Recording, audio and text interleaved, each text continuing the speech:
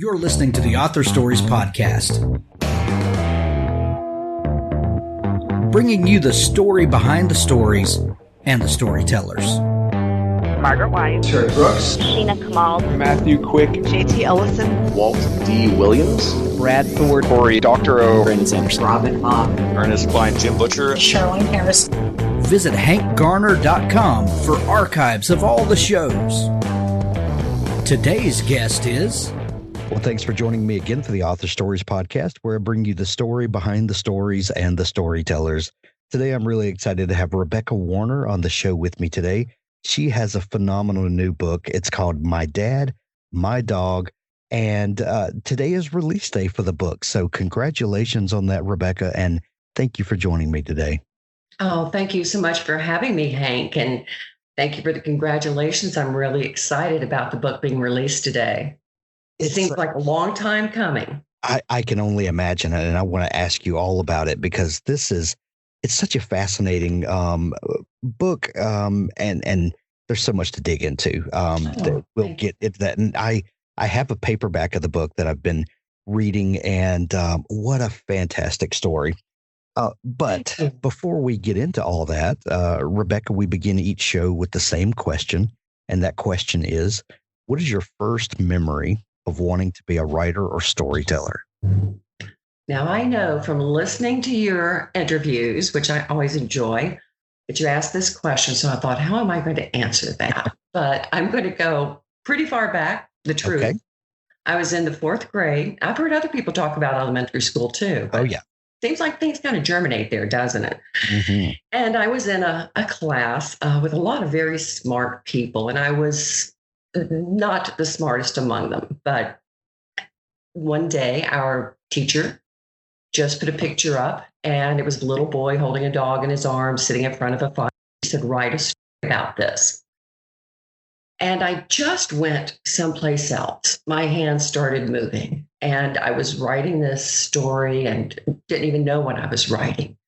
And so then she called on everyone to get up and read their story, but everyone's was so different from mine. And I thought, I'm so embarrassed. I really blew this. Well, I didn't think of it that way when you're in fourth grade, but I was going to be so embarrassed. And I even tried to get someone else to read it, and they wouldn't. So I had to get up and read it. And when I finished, I looked over at my teacher, and I thought she was going to have this look on her face, disapproving, but she just was wide-eyed and surprised. And she said the words, "We have a genius in our class."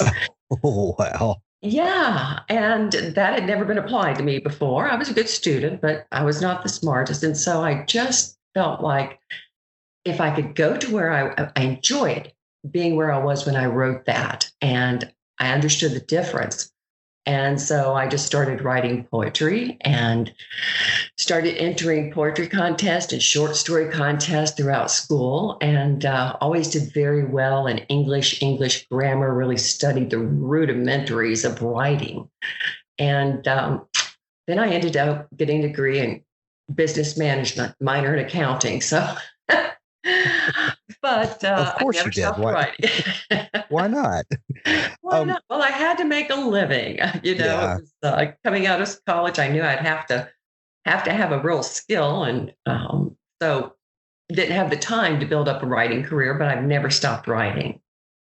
So, as a person who has a degree and worked for a number of years in accounting and banking, do you ever feel a conflict between those two sides of the brain? You know, we talk about the creative side of your brain and the analytical side of the brain. And exactly. some people want to draw this distinction between the two, and that you're either one or the other. I don't know that I necessarily buy that. I mean, I understand about getting in touch with your intuitive side, and you know, there are exercises, you know, that people have developed to help you do that. But do you feel like that they are diametrically opposed, as some people believe, that either you're one or the other? I mean, you're obviously a person who is comfortable with you know, feet in both sides of the water. How do you feel about that distinction? I truly do believe that you can access both parts of your brain for whatever purpose you're intending to use it. So as I said, I didn't have much of a choice with the numbers, and I became good at that, very good at that. But the creative side is where I always felt more at home. But no, I didn't have. In fact, I still do for my husband and I all of our finances. So I have to turn off my creative side and go into Quicken and keep those numbers rolling. And so it's something, I'm not saying I do either particularly great, but well enough to believe that you can access both sides of the brain.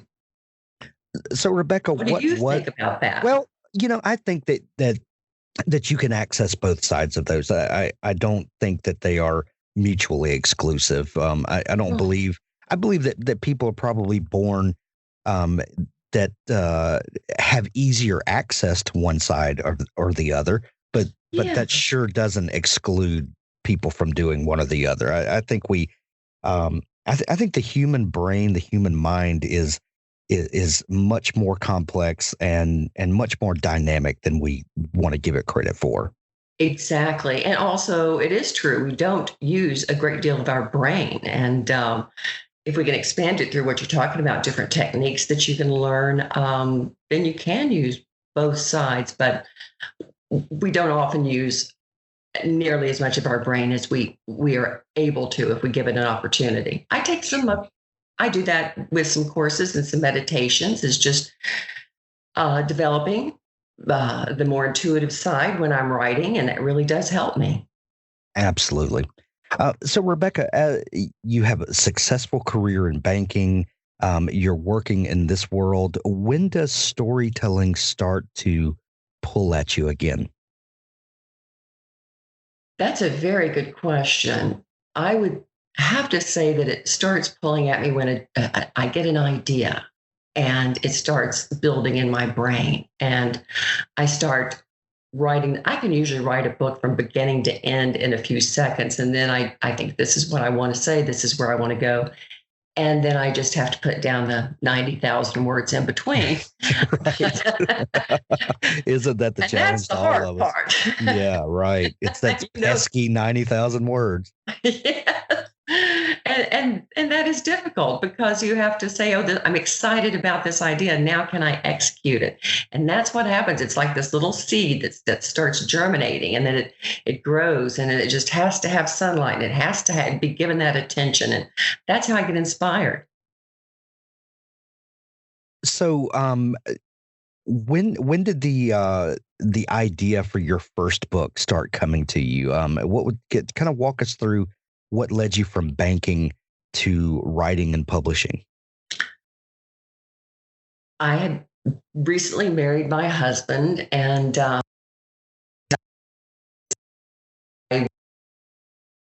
in Miami.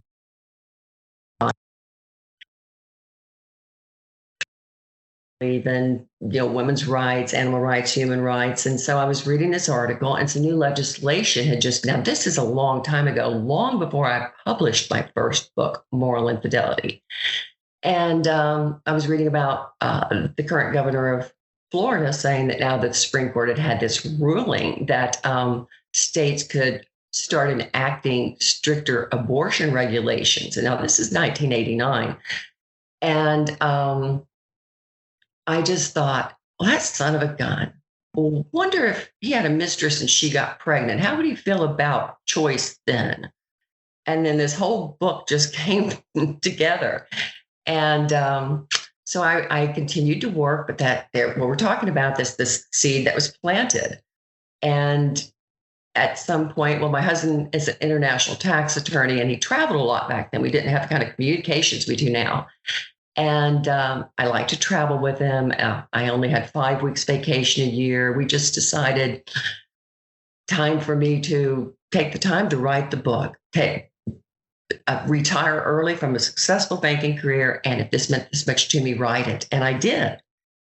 And it took me 9 months. And I thought it was a really good book. I got it into a lot of good hands. It got some enthusiasm going.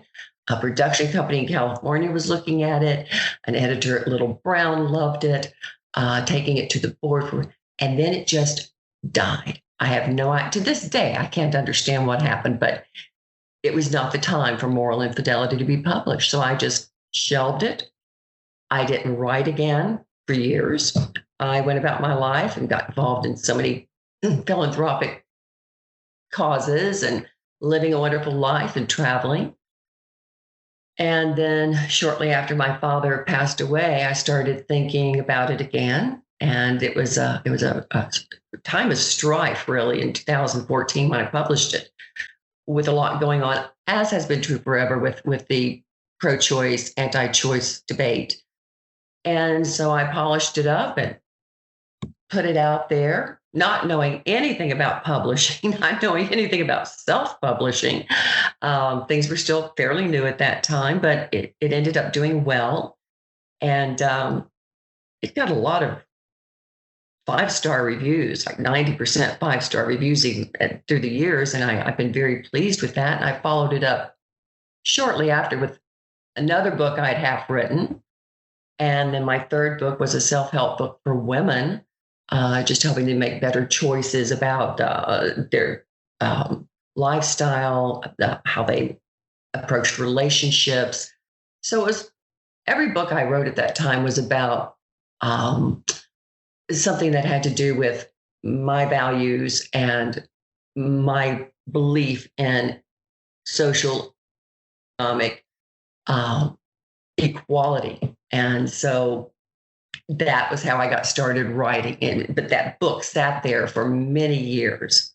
And then it came out. And I'm sorry that I self-published it in a way. I should have tried again to get an agent for it. But self-publishing was becoming the big thing. And here was my chance. Well, and it's been a great equalizer in a lot of ways to get works out there that other people overlooked or it didn't strike the gatekeepers a certain way or whatever. I mean, right. Any number of reasons why a book doesn't take off, but that's the great thing about self-publishing is there is an avenue now, and Exactly. Thank God for that. So from that first book, which is a political thriller, and what a great premise, holding politicians to their own standards is something that appeals to a lot of people, no matter where you are on any of the topics. Exactly. And that's why politicians are such great, punchlines for jokes, because we all know, that that's neither here nor there. Especially hypocritical ones. And the thing about aren't they all? Yeah. It's kind of like, a requirement almost to be a politician, to be hypocritical. We can understand that's where it's led to, being in politics. But I think that also, as people reviewed the book and people who were pro-choice and some were pro-life, people actually commented that the did not really make a case either way. I was telling a story and I was looking at both sides of the issues. And so however you felt about the issue, what you really felt was the thriller part of it and the comeuppance that he got because of his hypocrisy. So I like that I was able to keep that balanced, even though I had feelings one way or another. I was glad that people actually said that. So that's why that book is particularly important to me. A hitman with a conscience. Ian Bragg is paid to kill people. Only bad people, and not many, but for a great deal of money. Case the target. Make the hit. Move on. Until he meets the woman with sparkling green eyes who changes everything. A few pre-readers had this to say about Ian Bragg. Mark Dawson, million-selling thriller author, says a rip-roaring ride from start to breathless finish. Craig Martell hit a home run with The Operator.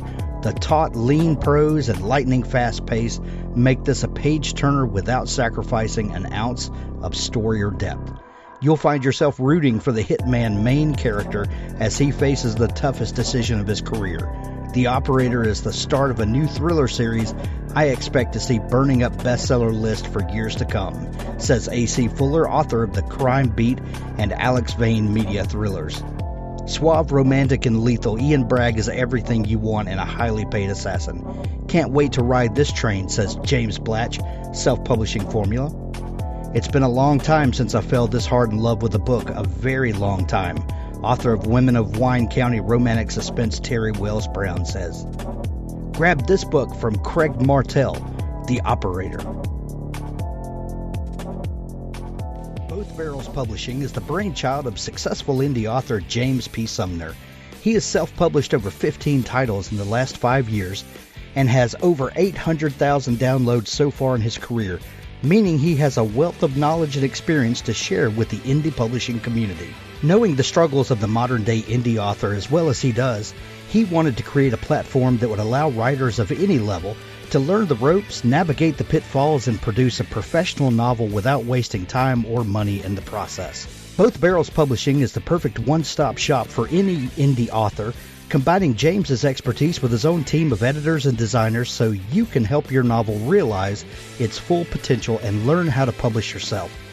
The purpose of Both Barrels Publishing is to help indie authors get their novels ready for publication without all the stress, hassle, and unnecessary expense. We want to make your lives easier, which is why we're giving you access to a top-notch team to publish your novels, along with a generous discount on their services. You can also work one-on-one with James to learn the intricacies of self-publishing. No hidden cost, no false promises. We simply want you to publish the best version of your novel. BothBarrelsPublishing.com. But this new book is really important to me. Of course it is. And I'm going to get to that in just a minute. Sure. But from moral infidelity to your next book, Doubling Back to Love, and then that self-help book that you wrote, and now the new one, My Dog, My Dad, these look like four very different books, four very different genres even. What is the connecting thread between these, though? Because I'm not one of these people that believes that a writer should find his or her niche and only serve that niche. I believe that we are three-dimensional people, and I care about a lot of things, and I want to talk about a lot of things. So why should authors? And of course, I know there's a business side of it, and there's reasons for this or that. But what is the connecting thread between all four of these books for you? It's a really good question. I think it's about empowerment, personal empowerment. In each of my books, the first three books, the message of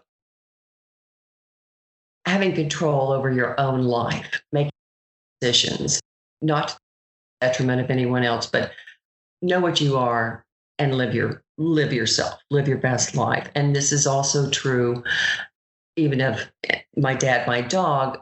There's an empowerment that comes about when she becomes the caregiver, because she has to step up and be true to herself and find out who she is. And so if I had to say there was one thing that ran through all the books, it was getting in touch with who you are and finding out how much strength you have.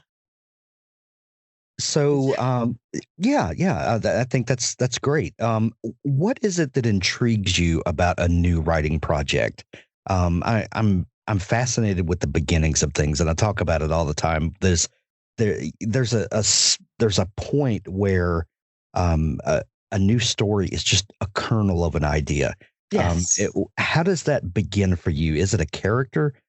Is it like in Moral Infidelity, where there's this sort of moral quandary that a person finds themselves in, and then has to figure out if they really believe what they say? What's the beginning like for you? Well, that's very insightful of you. That's exactly right. As I said, it's interesting because with the book, it starts with an idea, but I, in my head, write the book from beginning to end.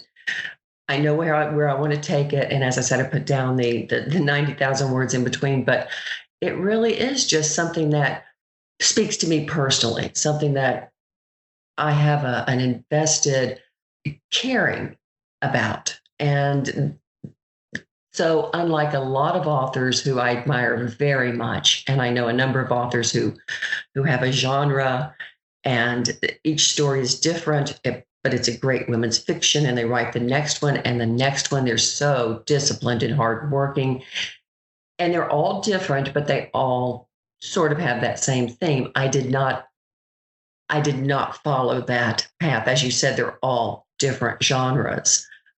So I've had the luxury of writing what I wanted to write, letting it take me where I wanted it to go. And so in that way, it's very freeing to be able to just write what you want to write and try and write a good book and hope that other people enjoy it, take something from it, take something to heart, want to talk about it, think about it when they finish reading the book. Those are the most rewarding things that an author can ask for, don't you think? Absolutely. Absolutely. So in my mind, I would think that the beginnings of moral infidelity was probably very different from the beginnings of My Dog, My Dad. Oh, yes. What was it that started this story for you, the new one? Because I really did live a great deal of it. It's a fiction book, but it is really true that I could see that my dad, I knew, saw him every day of his life, so I knew very well how everything affected him, every bit of aging, what therapy did for him, what medicines did for him. And then I had a dog who was elderly and getting older. And it was so strange because I would say to my husband, look at Nick's hips. Look how he's walking. Did you notice that Nick was standing in the corner again? Nick's appetite seems to be off. There must be something wrong with him. And I would see these things that were so similar in the aging processes of my dad and my dog, truly. And I would just kind of marvel at it. And then they passed within a short time of each other. And so you really are tending after two different beings that you love so much. And I just also recognized a quality in them that meant so much. They both had so much dignity, and they both wanted you to believe that they were better than they were. They didn't want to show weakness. These brave hearts, these strong wills, these I can do it. Meantime, you're transferring your dad from, who can't walk into a wheelchair, and you're hauling your dog up with a towel under his belly. And you're seeing that they don't want you to notice that. They want you to think they're still strong. And I just thought that was courageous. And I thought it was so interesting that a human being and a dog can have those same kind of not only physical, but emotional attributes. And so I started thinking more and more about the similarities. And that's how I thought this would be a good book to write. This would be something to write about. And if I sound a little choked up, it is still emotional for me. I bet it is. While the story ultimately is about Rachel's dad and her dog and how these two lives and stories intersect, where did the character of Rachel come from for you? Rachel is much of her experience is based on mine. But also my older sister, who was a strong figure and a good friend in my life, and just her way of handling things and her approach to how she dealt with problems. That was an influence for me. But also, truly, speaking with a number of caregivers, which I really needed to do to find out more about what's really involved in taking care of a loved one in your home. And Rachel kind of became a composite of these people who gave their all and did their very best, and many with fewer resources than I had. And that was another thing that, I had to put Rachel in a position of not having those resources that she had had. And so it's kind of a combination of a number of factors, but generally people that I admired, that I saw their strength, I saw their discouragement and their ability to keep going under these very difficult circumstances. But I didn't want to put Rachel into those very difficult circumstances. Truly, some of the people I spoke with just the circumstances that they had to deal with in taking care of someone in their home, a loved one, not having financial support, not having any familial support, anyone else in the family. Not only that, they had to work, or they had children to take care of, or a husband who had expectations, or it was just, I polished her up. Okay. But I wanted to leave some element of that incredible. People are so resilient. People are so strong, and people really keep going in the most difficult circumstances. And even though hers was a challenging journey, it wasn't as challenging as others. So she's just really a combination of a number of people. People who know me and will read the book will think it's me. Right? People do that. But it's really not. It's a lot of the people that I spoke with, that I tried to infuse some of their values and strength into Rachel. Am I talking too much? Am I saying too much? You're perfect. You're perfect. We learned pretty quickly that that the dad has Alzheimer's and is going through this trial, and he's a former mailman, and then he meets this elderly dog, and it's kind of funny and kind of not at the same time, but there's really infused humor in a way in this book that really disarms the reader. I'm trying to find the words that I'm looking for. There's something about taking a very heady topic and making it accessible to the rest of us by letting our guard down and infusing some humor and some levity into the story. How important was it to not make this just a dour experience? Exactly. I didn't want it to be dire and dour. That's a good way to say it, Hank. That's a good way to say it, because it could have been that. And I didn't want it to be a medical tone where you're talking about every kind of treatment and every kind of medicine and every kind of therapy. That's in there. That has to be in there. But it's my life. It was Dad. And I freely admit that a lot of this, well, the book is really based on my dad and my dog and their characteristics. And my dad was a very humorous man. And he made me laugh. He made everybody laugh, and not in a stupid way. He just had a subtle sense of humor. And I wanted that humor that he would have really infused into that situation. And a dog. Nick was, do you know Labrador retrievers at all, Hank? Sure. Okay.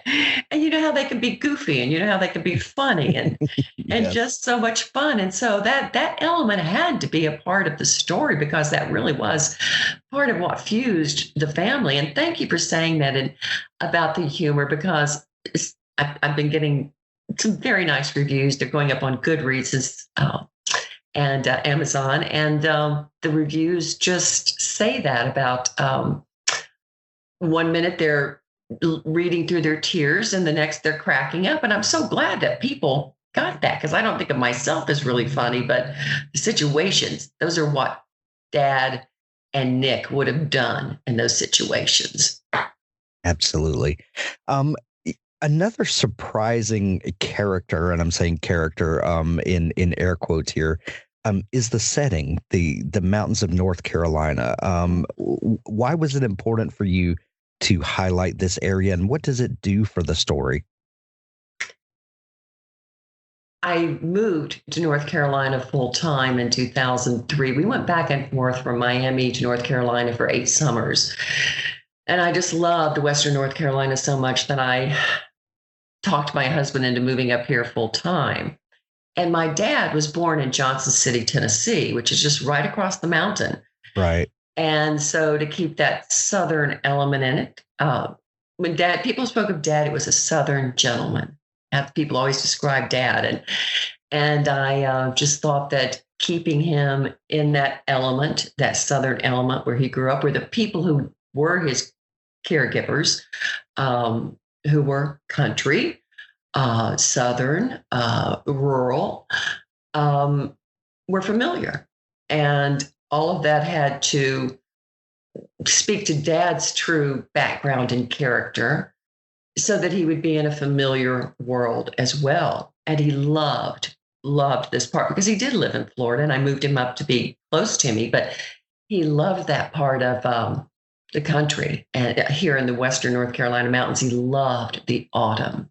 It truly was just something that was always in his heart and soul. He grew up around it. And so that's why I put it in Asheville, North Carolina, where I do live. And there, we did have beautiful background for the outings and doing what he loved to do most. Rebecca, when people read this book and they have a wonderful experience with it, like I've had, when they get to the end of the book and the story wraps up, and we're not going to give away how the story ends. We don't want to do that to people. But what do you hope they're left with at the end when they close that book and they've gone on this journey? What do you hope lasts with the reader? If you will allow me to do this, I think that this is just something that sums up what I hope to leave with the reader. First, I'd like to say that, as you know, this is a lot about caregiving. And Rosalind Carter said there are only 4 kinds of people in the world: those who have been caregivers, those who are currently caregivers, those who will be caregivers, and those who will need caregivers. And one reviewer said this, and I just thought how wonderful it was that this did this for her. She said, "I applaud the author for helping me release the emotions I have held on to for precious life all these years, for fear of losing the memories of my loved ones. This read helped me accept and move on, gave me calm and peace and serenity at heart." Isn't that lovely? That is. So that's, if people can, and reviewers also, what's interesting is I see so many who refer to, I related this story because I have been a caregiver. I know someone who has Alzheimer's. I just lost my father this year. People really relate, or especially to losing a pet. I mean, they relate to all of those things. Right. And people, what I read about caregiving, so at some point in your life, you're going to be involved in caregiving. Right. And if you can take a little nugget of faith or hope or relate to it, and maybe it's cathartic for you, that's just the greatest thing that could come of this for me, Hank, is that people relate to it and that they see something of their story in it, and maybe it releases some emotions for them, and maybe they just have a good time reading it, enjoy the laughter and the relationship and the love. It doesn't have to be just about love and loss. It can be just about love and family life. Well, that Rosalind Carter quote that you gave us was wonderful. And what strikes me is that we all will find ourselves in that cycle at some point. Yes. We all will be there. There's no one that's escaped it yet. And so anything that can help us to understand our place in the cycle is a wonderful gift. That's nicely said. Our place in the cycle. Yes, that's what it comes down to, isn't it? That's right. That's right. Well, the new book is called My Dad, My Dog, and it's on sale everywhere today. So grab your copy of it. We'll put links to it in the show notes to make it easy for people to find. Rebecca, if people are just discovering you and want to dig into all the great stuff that you do, where can they find you online? RebeccaJWarner.com is my website, but I'm all over Amazon and Goodreads, and links to everything, to Twitter, to BookBub, everywhere. Social media allows you to be in a lot of places, doesn't it? So yes, it does. If you just Google Rebecca Warner author, even a lot comes up, and I would be so honored to think that people would want to look further and to any other works that I've done. I hope that after reading this book, they're inspired to do so. They're very different books, as we've talked about, Hank. Every book is different. And I should say that everyone is going to feel a different way about the kinds of books I've written. But I like that too. I like that everybody experiences a book through their experiences and their eyes and their life happening. So thank you for saying that. And thank you for putting up links to it. I'm excited it's releasing today, and I hope for good things to happen. You're so welcome, and we're going to send everyone to see you and to pick up their copy of My Dog, My Dad, or My Dad, My Dog, excuse me. And Rebecca, this has been so much fun chatting today. Thank you so much for taking time to come on the show. Oh, thank you so much for having me, and thank you for your excellent questions and for caring. I appreciate it very much.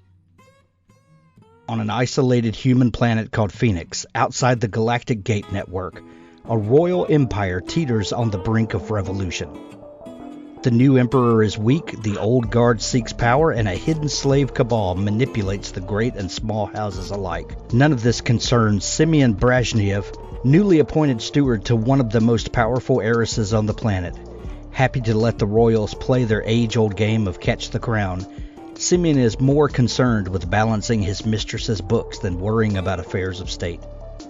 But when Simeon discovers evidence of sedition at the highest levels of government buried deep within her finances, he realizes her great peril. Though a slave, he finds himself trapped in political intrigue, desperate to protect his mistress from the royals who would see her dead and the slave rebels who would make her their pawn. Agonized by the choice of turning her over to the authorities or protecting her secrets, Simeon decides to keep faith with his sovereign over his larger duty, thus flinging himself into a world of power, plot, and assassination. If he fails, they both die, and with them the chance at freedom for Simeon's enslaved race. Set in the Salvage title universe, Salvage Mind is the first of 3 novels in a new breakout series. Available in ebook format and paperback, grab your copy today. Salvage Mind by David Allen Jones. Bone Thief, John Driscoll, Book 1 by Thomas O'Callahan. A sociopathic killer is using the internet to lure seemingly random women to their gruesome deaths in New York City. During his heinous murder spree, this madman is extracting the bones of his victims. His sheer brutality has the residents of the Big Apple in panic mode. Who is this twisted psycho who's abducted a housewife in broad daylight only to dispose of her lifeless body alongside a lake in Prospect Park, nailed the boneless remains of a nameless drifter to the underside of a boardwalk at Rockaway Beach, allowed the gutted corpse of a single parent to wash ashore under the Brooklyn Bridge, and has had the audacity to leave the desecrated body of the Magnolia Tea heiress rotting atop trash at one of the city's sanitation dumps. NYPD's top cop, homicide commander John W. Driscoll, has never witnessed such savagery. Hammered daily by the district attorney, the mayor, and the police commissioner, the lieutenant, who's battling his own inner demons, must use every resource available to put an end to the killings. In a race against time, Driscoll, aided by Sergeant Allegante and Detective Cedric Tomlinson, sets out on a roller coaster of an investigation to first identify the villainous fiend and then put an end to his butchering. Grab Bone Thief by Thomas O'Callahan now.